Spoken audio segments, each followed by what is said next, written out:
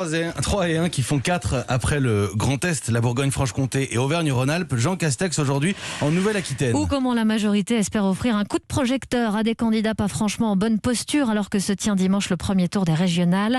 Un scrutin dont les résultats seront étudiés à la loupe par l'état-major de La République En Marche. Et très vite, il faudra sans doute aussi faire des choix. Aurélie Herbemont. On va faire de la dentelle x12, confie un dirigeant. En clair, une stratégie par région. Dimanche soir, l'état-major macroniste regardera 3 éléments. Ses propres scores, potentiellement très disparates, à 10, 15 ou 20% selon les régions. L'ampleur de la vague RN et le rapport de force entre extrême droite et listes capables de faire barrage.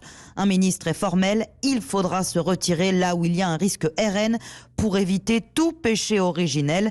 Il le rappelle car ce n'est pas une évidence. Exemple dans les Hauts-de-France où des marcheurs plaident pour le maintien.